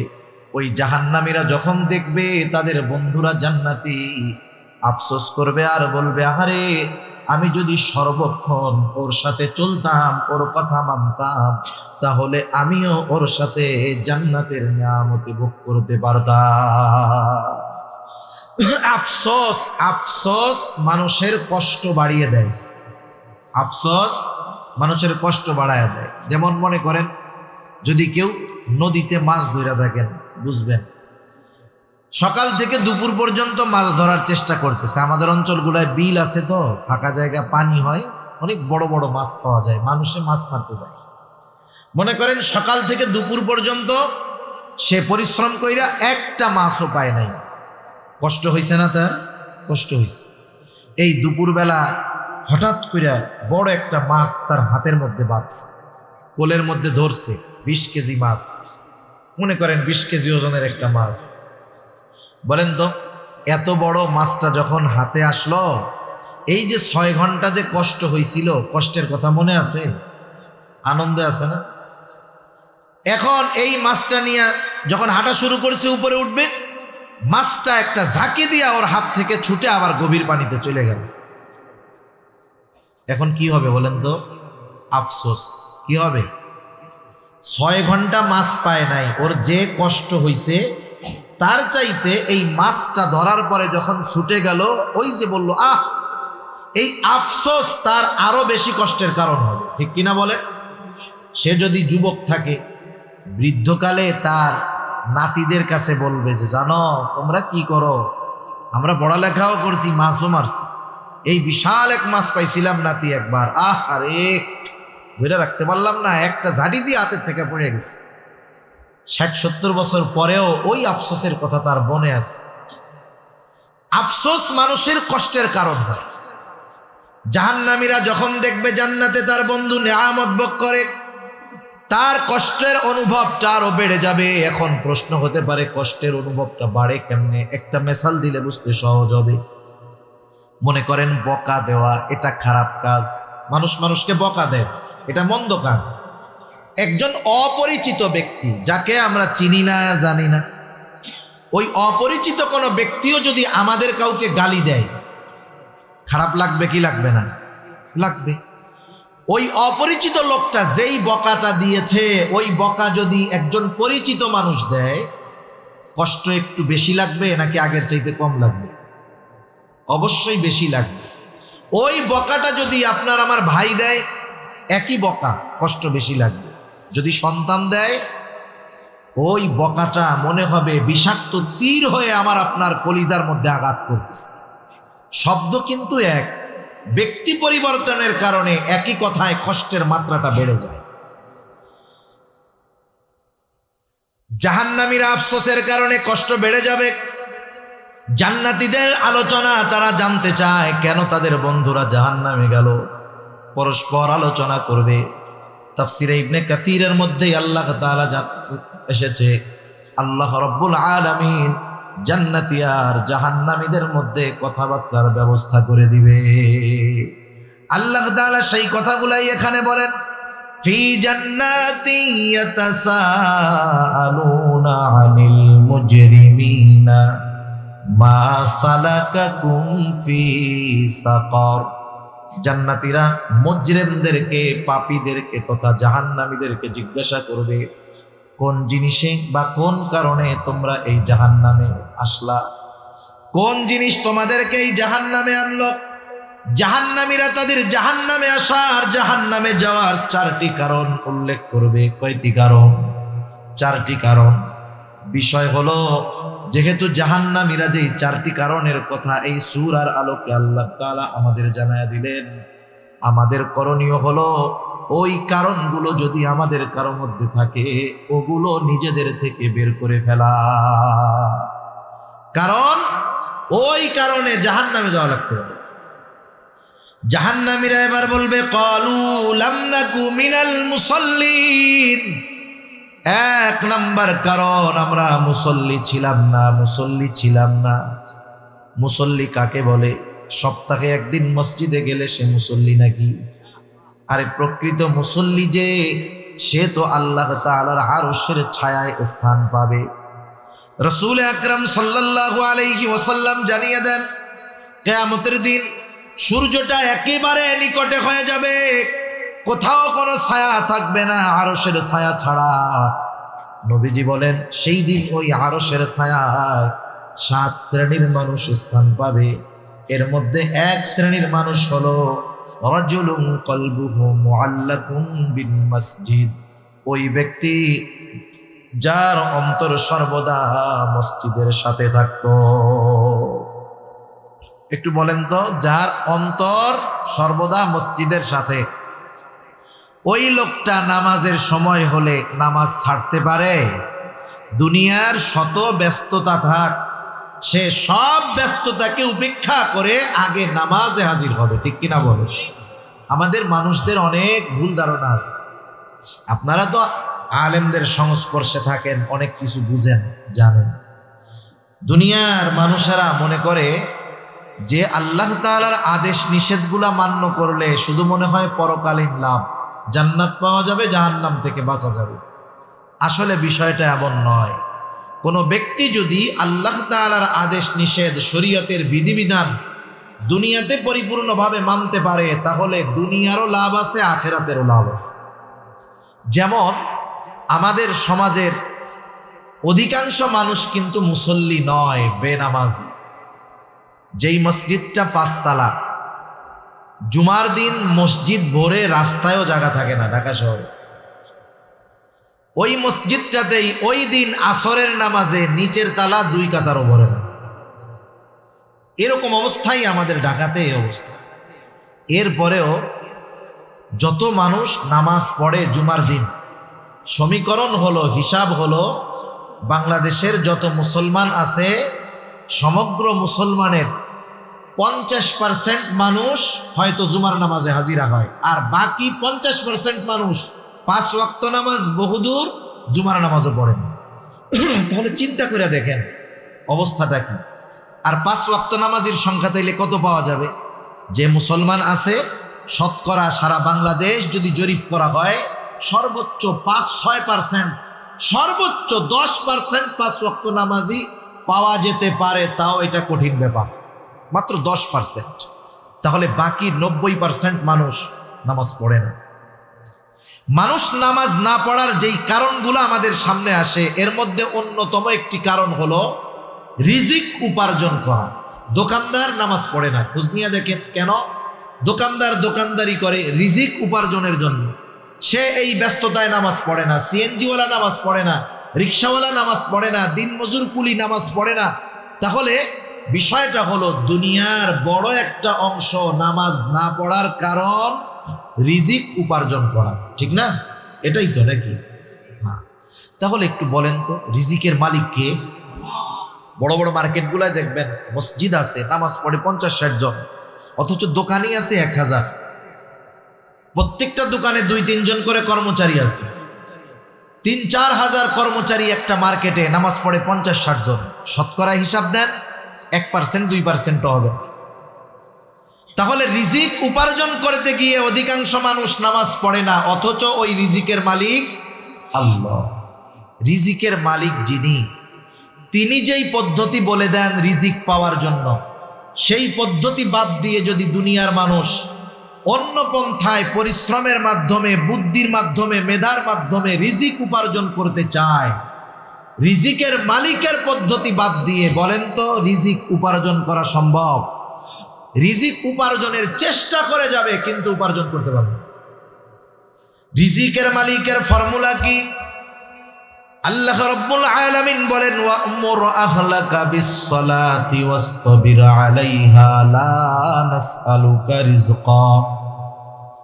আল্লাহ তাআলা বলেন, তোমার অধীনস্থদেরকে নামাজের আদেশ দাও, তুমিও এর উপরে অটল থাকো। অর্থাৎ নিজেও মুসল্লি হও, ঘরের মানুষগুলাকেও মুসল্লি বানাও। কারণ নিজে মুসল্লি হলে হবে না, নিজে জাহান্নাম থেকে বাঁচলে হবে না, অধীনস্থদেরকেও বাঁচাতে হবে। আল্লাহ তাআলা বলেন, ইয়া আইয়ুহাল্লাযীনা আমানু কু আনফুসাকুম ওয়া আহলিকুম নারা। আল্লাহ তাআলা বলেন, হে ঈমানদারেরা, নিজে জাহান্নামের আগুন থেকে বাঁচো, তোমার অধীনস্থদেরকেও জাহান্নামের আগুন থেকে বাঁচাও। ঈমানদারদের উপরে আদেশ। যেহেতু ঈমান তার আছে, তাইলে কি দিয়া জাহান্নাম থেকে বাঁচবে? তার মানে ঈমান যেহেতু আছে, আল্লাহ তাআলা কেমন যেন বলতেছেন, বান্দা তুমি নেক আমল নিজে করো, এর মাধ্যমে জাহান্নাম থেকে নিজেকে বাঁচাও। অধীনস্থদেরকে দিয়ে নেক আমল করানোর মাধ্যমে জাহান্নাম থেকে বাঁচাও। ঈমানের পরে সর্বোত্তম নেক আমল হলো নামাজ, তাই না? নামাজ, তার মানে মুসল্লি হওয়ার। এজন্য আল্লাহ তাআলা একার আদেশ করেন নাই, বলছেন ওয়া'মুর আহলাকা বিস-সালাতি ওয়াসতাবির আলাইহা। তার মানে তুমি নিজেও মুসল্লি হও, তোমার অধীনস্থদেরকেও মুসল্লি বানাও, নামাজের আদেশ করো, অধীনস্থদের তুমিও তার উপরে অটল থাকো। লাভ কি হবে বান্দা? আল্লাহ তাআলা বলেন, লা নাসআলুকা রিজকা। বান্দা, আমি আল্লাহ তো তোমাদের কাছে রিজিক চাই না, বরং তুমি যদি নামাজি হও, তোমার ঘরের মানুষগুলা যদি নামাজি হয়, তোমরা যদি সকলে মুসল্লি হয়ে যাও, লাভটা কি? আল্লাহ তাআলা বলেন, নাহনু নারযুকুকা, আমি আল্লাহ নামাজি হওয়ার কারণে তোমাদের রিজিক দিয়ে দিব। তাহলে যে কর্মের দোহাই দিয়ে নামাজ পড়ে না, রিজিক উপার্জনের দোহাই দিয়ে নামাজ পড়ে না, নামাজ বাদ দিয়ে সে যতই কঠোর পরিশ্রম আর সাধনা করুক না কেন, রিজিকের প্রকৃত স্বাদ থেকে সে বঞ্চিত হবে, রিজিক উপার্জন করতে পারবে না, জিন্দেগিভর পরিশ্রমী করে যাবে। ঠিক কিনা বলেন? এজন্য নামাজের মাধ্যমে আল্লাহ তাআলা বান্দার রিজিক দেয়। রিজিক বলতে যে শুধু টাকা পয়সা তা না, জীবন উপকরণ। দুনিয়ার একজন নেককার বিবি, এটাও রিজিক। একজন নেককার সন্তান, এটাও রিজিক। সুস্থ আছি, এটাও রিজিক। এভাবে আল্লাহ রব্বুল আলামিন জানায়া দিলেন, নামাজি হইলে আমি আল্লাহ তোমাদের রিজিক দিব। তাহলে বলেন, আমরা যদি মুসল্লি হই তাইলে আমাদেরই তো লাভ, ঠিক না? বড় লাভ, জাহান্নাম থেকে বাঁচবো, দুনিয়ার জীবন উপকরণের ব্যবস্থা আল্লাহ তাআলা করে দিবেন। 2 নাম্বার, জাহান্নামীরা তাদের জাহান্নামে যাওয়ার কারণ হিসাবে বলল, ওয়ালাম নাকুনু তুইমুল মিসকিন, আমরা মিসকিনদেরকে খানা দিতাম না, খানা খাওয়াইতাম না। সাধারণভাবে মানুষকে খানা খাওয়ানো ফজিলতের কাজ। রাসূলুল্লাহ সাল্লাল্লাহু আলাইহি ওয়াসাল্লাম বলেন, এক ব্যক্তি এসে নবীজির কাছে প্রশ্ন করেছে, আইয়ুল ইসলামি খায়র, ইসলামের মধ্যে উত্তম কাজ কোনটা? নবীজি সাল্লাল্লাহু আলাইহি ওয়াসাল্লাম ছিলেন উম্মতের রুহানি ডাক্তার। এই জন্য একই প্রশ্ন যখন নবীজির কাছে একাধিকবার করা হতো, রোগীর অবস্থা বুঝে নবীজি জবাব দিতেন। এই লোকের প্রশ্নের জবাবে নবীজি সাল্লাল্লাহু আলাইহি ওয়াসাল্লাম বললেন, তুতঈমুত তুআম ওয়া তাকরাউস সালাম আলা মান আরাফতা ওয়া মান লাম তারিফ, তুমি মানুষকে খানা খাওয়াও, পরিচিত অপরিচিত সবাইকে বেশি বেশি সালাম দাও। খানা খাওয়ানোর কথা বলে নবীজি বলেন নাই যে মিসকিন অসহায়দেরকে খাওয়াও, সাধারণভাবে বলছেন যে খানা খাওয়াও। তার মানে আমি যদি কাউকে খানা খাওয়াই, সে ধনী হোক গরিব হোক, সচ্ছল হোক অসচ্ছল হোক, পরিচিত হোক অপরিচিত হোক, দেশি হোক বিদেশি হোক, নেককার হোক বদকার হোক, আমি যদি আল্লাহর সন্তুষ্টির জন্য খানা খাওয়াই, এই খানা খাওয়ানোটা উত্তম কাজ। ঠিক কিনা বলেন? তবে যতই ভালো খাওয়াই না কেন, প্রতিদানের আশা যদি থাকে, প্রতিদানের আশা যদি থাকে, তাহলে কিন্তু এই খানা খাওয়ানোর মধ্যে কোনো ফজিলত নাই। আর জামানা তো এমন, মানুষ আর একজনের দাওয়াত দেয় কিছু পাওয়ার আশা করেই, ঠিক না? কিছু পাওয়ার আশা করেই দাওয়াত দেয়। এ ধরনের দাওয়াতের মধ্যে কোনো ফায়দা নেই। সাহাবায়ে কেরাম মানুষকে খানা খাওয়াইতেন কার জন্য? আল্লাহর সন্তুষ্টির জন্য। আমরা তো অনেক সময় মানুষের কাছে উপকার করে তার কাছে আবার উপকার আশা করি। অনেক সময় এটাও বলি, দেখ ওর এত উপকার করলাম, আমার তো কোনো উপকার করলই না, এই যে উপকারটা করলাম আমারে ধন্যবাদও দিল না, বলে না এরকম, একটু থ্যাংক ইউও দিল না। সাহাবায়ে কেরামের অভ্যাস কি ছিল? আল্লাহ তাআলা কোরআনুল কারীমের মধ্যে জানায় দেন। আল্লাহ তাআলা বলেন, ইন্নামা নুতঈমুকুম লিওয়াজহিল্লাহি লা নুরিদু মিনকুম জাযাআও ওয়ালা শুকুরা। তারা খানা খাওয়া কি বলতো? ইন্নামা নুতঈমুকুম লিওয়াজহিল্লাহ, আমরা তোমাদেরকে আল্লাহর জন্য খানা খাওয়াইছি, যেহেতু খাবারটা আল্লাহর জন্য খাওয়াইছি, লা নুরিদু মিনকুম জাযাআ, আমরা তোমাদের কাছে কোনো প্রতিদান চাই না। প্রতিদান তো বহুদূর, ওয়ালা শুকুরা, আমরা তোমাদের কাছে কৃতজ্ঞতাও আশা করি না, ধন্যবাদও চাই না। কারণ খাওয়াইছি আল্লাহ তাআলার জন্য, প্রতিদান আশা করি আল্লাহ তাআলার কাছে। সেজন্য আমরা মানুষকে খানা খাওয়াবো, সেটা বিবাহের অনুষ্ঠান হোক, অন্য অনুষ্ঠান হোক। কার জন্য? আল্লাহর জন্য। আপনাদের এলাকায় সিস্টেম আছে কিনা জানি না, বিবাহ খাওয়া খেয়ে টাকা দেওয়া নেওয়ার অভ্যাস আছে?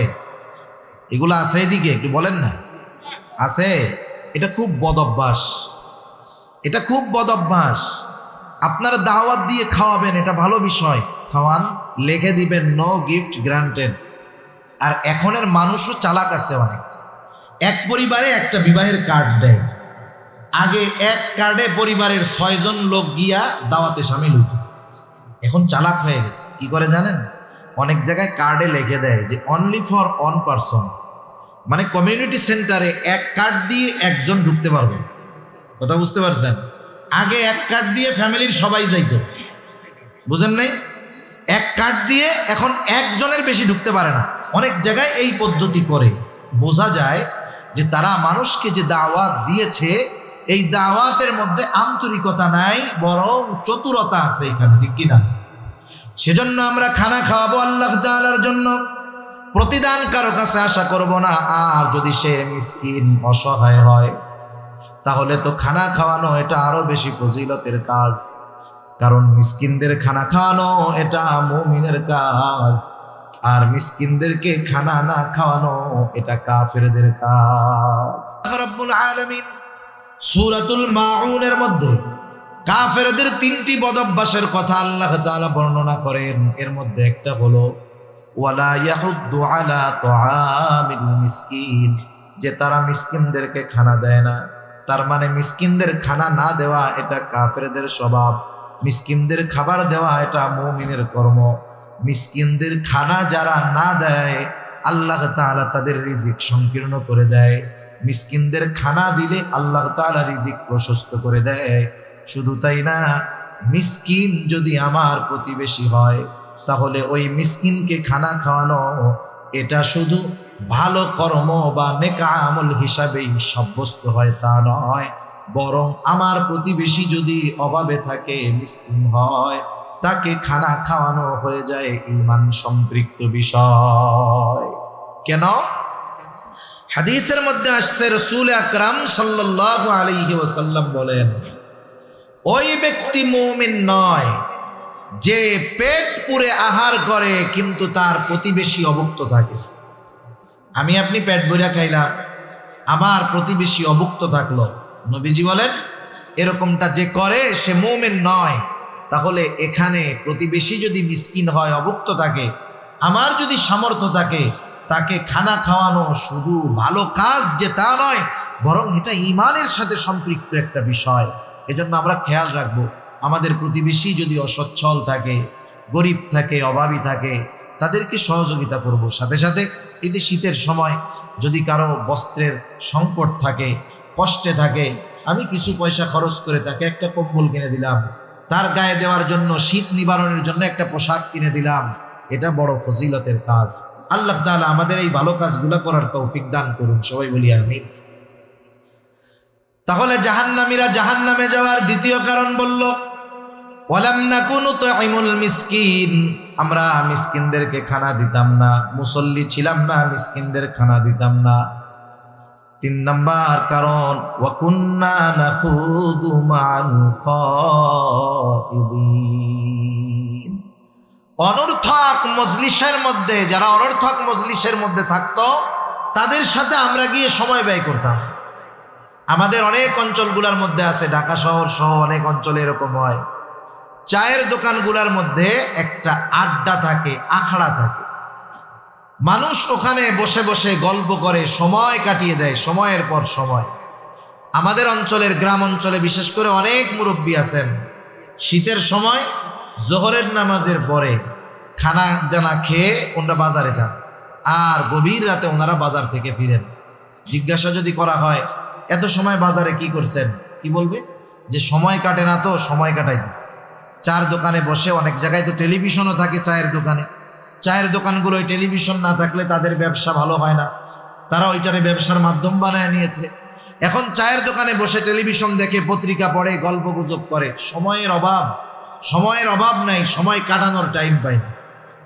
আপনি যদি ওই লোকটারে গিয়ে বলেন যে আপনার তো সময়ের অভাব নাই, এক কাজ করেন, আগামী 13, 14, 15ই জানুয়ারি বিশ্ব ইজতেমা, আপনার যেহেতু অনেক সময় হাতে আছে, আল্লাহ রাস্তায় একটু বের হয়ে যান, 2 চিল্লা 3 চিল্লা দিয়া বাড়িতে আসেন। ওই যে সময় যেই লোকটার ফুরায় না, সময় কাটায় চায়ের দোকানে আড্ডা দিয়া, ওনাকে বলার পরে উনি কি বলবে জানেন? ওনার মতো ব্যস্ত মানুষ আর তখন দুনিয়ায় একজনও থাকবেন না। শত ব্যস্ততা ওনাকে পেয়ে বসবে। উনি বলবে, আরে মিয়া 3 মাসের জন্য 4 মাসের জন্য যাব, আমি দম ফালানোর টাইম পাই না। অথচ দিনের অর্ধেক সময় উনি বেহুদা কাটায় দিচ্ছেন। এই বেহুদা মজলিসগুলার মধ্যে না দুনিয়ার কোনো উপকার আছে, না পরকালের কোনো উপকার আছে। এজন্য বুজুর্গানে দিন বলেন ওইসব মজলিস থেকে বাঁচো যেখানে না দুনিয়ার কোনো উপকার আছে না পরকালের কোনো উপকার আছে। এই মজলিসগুলোর মধ্যে গীবত হয়, এই মজলিসগুলোর মধ্যে অপবাদ হয়, একে অপরকে দোষারোপ করতে থাকে, গীবত করতে থাকে। কিছু লোক বলনেওয়ালা আছে, আবার কিছু লোক শুধু শুনে, শুনতেও তো মজা লাগে এগুলো। সেজন্য এই ধরনের অনর্থক মজলিসগুলো আমাদের জাহান্নামে যাওয়ার কারণ হতে পারে। এই ধরনের মজলিসগুলা থেকে আমাদের বেঁচে থাকতে হবে। জাহান্নামীরা তাদের জাহান্নামে যাওয়ার তৃতীয় কারণ হিসাবে এটা বলল। 4 নাম্বার, তারা বলবে ওয়াকুন্না নুকাদ্দিবু বিয়াউমিদ্দিন, কিয়ামতের দিনকে আমরা অস্বীকার করতাম। পরকালের ব্যাপারে আমরা গাফেল ছিলাম, অস্বীকার করতাম। কোন ব্যক্তির মধ্যে যদি প্রথম 3টা বদ খাসলাত থাকে, নামাজ পড়ে না, মিসকিনদের খানা দেয় না, অনর্থক মজলিসে বসে, সে যদি ঈমান নিয়ে কোনো মতে মরতে পারে, শাস্তি ভোগ করার পরে জান্নাতে আসলো। কিন্তু কেউ যদি পরকাল অস্বীকার করে, ঈমানের 6টি ভিত্তির একটি হলো পরকালের প্রতি ঈমান আনা, ওয়াল ইয়াউমিল আখির। ছোটবেলায় আমরা বক্তব্যের মধ্যে এই বিষয়গুলো 7 ভাগে ভাগ করা ছিল। আমরা পড়তাম আমানতু বিল্লাহি ওয়া মালাইকাতিহি ওয়া কুতুবিহি ওয়া রুসুলিহি ওয়াল ইয়াউমিল আখিরি ওয়াল কদরি খাইরিহি ওয়া শাররিহি মিনাল্লাহি তাআলা ওয়াল বা'সি বা'দাল মাউত। 5 নম্বরে পড়তাম ওয়াল ইয়াউমিল আখিরি। 7 নম্বরে ওয়াল বা'সি বা'দাল মাউত, মৃত্যুর পরে পুনরুজ্জীবিত হওয়ার উপরে। 5 নম্বর পরকালের উপর। এই 2টা মূলত একটা 2 in 1, এই হিসাবে হইল 6টা। ওয়াল ইয়াউমিল আখিরি, এক কথায় মৃত্যু থেকে নিয়ে এরপরে যা কিছু আছে সব কিছুর উপরে বিশ্বাস রাখা। কেউ যদি আখিরাতের সব বিশ্বাস করে, একটা জিনিস অবিশ্বাস করে, সেও পরকাল অস্বীকারীদের অন্তর্ভুক্ত। এজন্য পরকালকে বিশ্বাস করা মানে পরকাল সম্পৃক্ত সব বিষয়গুলোর উপরে আমাদের যথাযথ ঈমান থাকতে হবে, বিশ্বাস থাকতে হবে। কারো মধ্যে যদি এই ব্যাপারে অবিশ্বাস থাকে, তাহলে তো তার ঠিকানা হয়ে যাবে অনন্তকাল জাহান্নাম। আর যারা আখিরাতের প্রতি বিশ্বাসকে দৃঢ় বানাতে পারছে, ওই যে ডান হাতে যারা আমলনামা পাবে, আমলনামা পাওয়ার কারণ হিসাবে তারা বলবে ইন্নী যানানতু আন্নী মুলাকিন হিসাবিয়া, আমি এই ব্যাপারে দৃঢ় ধারণা রাখতাম যে আমাকে হিসাবের সম্মুখীন হওয়া লাগবে। হিসাবের সম্মুখীন হবে সে আখিরাতে, পরকালে। আর হিসাব হবে এই বিশ্বাস রাখতো সে দুনিয়ায়, যার কারণে তার কর্ম ছিল সুন্দর। দুনিয়ার নিজামটাও এরকম, যার কর্মের জবাবদিহিতার ব্যাপারে যার ভয় আছে, চিন্তা আছে, সে তার কর্মগুলো যথাযথভাবে করে, আমলগুলা ঠিকভাবে করে। মনে করেন পরিবারের মধ্যেই ধরেন, যেই পরিবারের মধ্যে জবাবদিহিতা আছে, ওই পরিবারের নিয়ম শৃঙ্খলা সুন্দর। একজনের সন্তান মাগরিবের নামাজের পর আধা ঘন্টা পরে সে বাসায় ফিরল। তার মা বাবা জিজ্ঞাসা করতেছে কোথায় গিয়েছিলে? মাগরিবের নামাজ পড়েই তো বাসায় চলে আসার কথা, আধা ঘন্টা কেন লেট হলো, দেরি হলো? এইবার ছেলেটা বলতেছে আমি আমার বন্ধুর বাসায় গিয়েছিলাম। মা বাবা যদি সচেতন হয় তখন কি বলবে? খবরদার, সন্ধ্যার পরে কোথাও আর থাকা যাবে না, মাগরিবের নামাজ শেষ করে সোজাসুজি বাসায়, আগামীতে যেন আর এমনটা না হয়।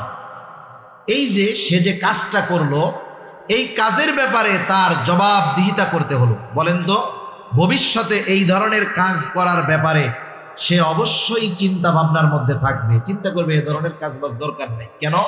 কারণ সে জানে আমি যেটা করি সেই কর্মের হিসাব, কর্মের জবাবদিহিতা আমার ঘরে দেওয়া লাগে।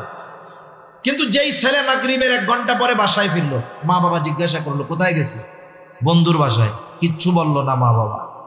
পরের দিন 2 ঘন্টা পরে যাবে, পরের দিন রাত 12টার সময় যাবে, কোথায় গেছো? বন্ধুর বাসায় গেছি।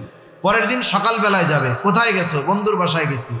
এই যে কাজগুলো সে করতেছে, কাজের জবাবদিহিতা না থাকার কারণে তার অবাধ্যতা বাড়তেছে। আগে থাকতো 1 ঘন্টা, এখন থাকে 10 ঘন্টা।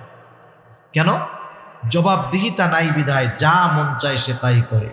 দুনিয়ার মধ্যেও একটা মানুষ যদি আখিরাতের জবাবদিহিতার ব্যাপারে যথাযথভাবে চিন্তা এবং ভয় রাখে, বিশ্বাস রাখে, দুনিয়ার মধ্যে ওই লোকের কাজগুলা সুশৃঙ্খল হয়, ওই লোকের কাজগুলা ভালো হয়। কারণ আখিরাতের বিশ্বাস একটা মানুষকে পরিপূর্ণ মানুষে পরিণত করতে পারে। সে দুনিয়ার প্রত্যেকটা কাজ করার আগে ভাববে যে আল্লাহ তাআলা বলছেন ওয়া ইন্নামা তুওয়াফাউনা উজুরাকুম ইয়াউমাল কিয়ামা, কিয়ামতের দিন কর্মের পূর্ণ প্রতিদান দেওয়া হবে। সুতরাং দুনিয়ায় আমি যেমন কর্ম করব ওই দিন আমার কর্মের প্রতিদানটাও তেমন হবে। সে বহুত হিসাব নিকাশ করে দুনিয়ার জমিনে চলাচল করবে। এজন্য আখিরাতের বিশ্বাস মানুষের জীবনকে সুন্দর বানিয়ে দেয়। আখিরাতের বিশ্বাস মানুষের জিন্দেগিকে সুশৃঙ্খল বানায় দেয়। আখিরাতের বিশ্বাস মানুষের জীবনকে একটা নীতিমালার মধ্যে আনে। এজন্য জাহান্নামীরা এই 4 কারণ তারা বলবে। যেহেতু তারা নামাজ পড়ে নাই, মুসল্লি ছিল না, আমরা মুসল্লি হব। তারা মিসকিনদেরকে খানা দিত না, আমরা মিসকিনদের খানা দিব। তারা অনর্থক মজলিসের মধ্যে সময় ব্যয় করত, আমরা অনর্থক মজলিসের মধ্যে সময় ব্যয় করব না। আমি আমার সময়টা ভালো কাজে ব্যয় করার চেষ্টা করব। কোরআনুল কারীম তিলাওয়াত করব, হাদিস পড়ব, ফাজাইলে আমল পড়ব। আমি নিজে পড়তে পারি না, মাদ্রাসার অভাব নাই, মেখল মাদ্রাসায় চলে যাবেন, একটু পড়া শুনলেন। হেফজখানা যেখানে আছে হাফেজদের পড়া শুনলেন। এতে যদি সময়গুলা এভাবে ভালোভাবে ব্যয় করতে পারি, এই সময়গুলো কিয়ামতে আমার কাজে লাগবে। তা যাই হোক, ওরা বলতেছে এভাবে চলতেছে জীবন। কিয়ামতের প্রতিও আমরা উদাসীন ছিলাম, গাফেল ছিলাম। এভাবে চলতেছে জীবন। হায়াত তো ফুরায়া যাবে নাকি? নির্দিষ্ট সময় এবার এসে হাজির। হাত্তা আতানাল ইয়াকিন, মৃত্যু এসে হাজির হয়ে গেল, তথা মরণ চলে আসলো। আমরা আর তওবা করার সুযোগ পেলাম না, ভালো কাজ করতে পারলাম না। এখন ঠিকানা হয়ে গেল আমাদের জাহান্নাম। একটা মানুষ মৃত্যুর পর তার কর্মের ব্যাপারে আফসোস করে, প্রত্যেকটা মানুষ আফসোস করে, কিন্তু মরার পর আফসোস করে এটা দুনিয়ার মানুষ জানে না, দেখে না। কিন্তু আল্লাহ রাব্বুল আলামিন মৃত্যুর পরে যে মানুষ আফসোস করে সেই খবর আমাদেরকে জানায় দিয়েছেন। আল্লাহ রাব্বুল আলামিন বলেন وأنفقوا مما رزقناكم من قبل أن يأتي أحدكم الموت فيقول ربي لولا أخرتني إلى أجل قريب فأصدق وأكن من الصالحين। আল্লাহ রাব্বুল আলামিন বলেন আমি তোমাদেরকে যেই রিজিক দিয়েছি মৃত্যু আসার পূর্বে সেগুলার থেকে তোমরা ব্যয় করো, খরচ করো। মৃত্যু আসার পূর্বে, এরপরে মানুষ যদি মারা যায়, খরচ যদি না করে, ভালো কাজ যদি না করে, ওই মৃত ব্যক্তি আল্লাহ তাআলার কাছে আফসোস করে, কিন্তু সেই আফসোসের খবর আমাদের কাছে নাই। আল্লাহ তাআলা জানায়া দিয়েছেন, এই জন্য আমরা জানতে পারলাম। সে তখন বলে ফায়াকুলা রব্বি লাউলা আখরতানি ইলা আজালিন করিব ফাআসাদদাক ওয়া আকুম মিনাস সালিহিন। বলে আমার রব আমাকে যদি আরেকটু অবকাশ দিতেন, আরেকটু সুযোগ দিতেন, আমাকে যদি আবার একটু কিছু সময়ের জন্য দুনিয়ায় যাওয়ার মতো সুযোগ করে দিতেন, ফাআসাদদাক ওয়া আকুম মিনাস সালিহিন, তাহলে আমি ওই যে আমারে সম্পদ দিয়েছিলেন সেখান থেকে ব্যয় করতাম, সাদাকা করতাম, বেশি বেশি নেক আমল করতাম, ভালো কাজ করতাম, সৎ কর্মশীলদের অন্তর্ভুক্ত আমি হয়ে যেতাম। বলেন তো ওই সময় আফসোস করা যাবে ঠিক, কিন্তু পুনরায় দুনিয়ায় আবার ফিরে আসা যাবে নাকি? যাবে না। সেজন্য ওই আফসোস করার আগে আমরা যদি আমাদের নিজেদেরকে নিজেরা প্রস্তুত করে নিতে পারি, তাহলে আমাদের পরকালটা সুন্দর হবে, ঠিকানা হবে অনন্তকালের জান্নাত। সেজন্য আল্লাহ সুবহানাহু ওয়া তাআলার কাছে আমরা এই তৌফিক কামনা করি যে আল্লাহ সুবহানাহু ওয়া তাআলা আমাদের সবাইকে জাহান্নামীরা যেই কারণগুলার কারণে জাহান্নামী, ওই কারণগুলা থেকে আল্লাহ তাআলা আমাদের বেঁচে থাকার তৌফিক দান করুন। সকলে বলি আমিন। আরো জবান খুলে বলি আমিন।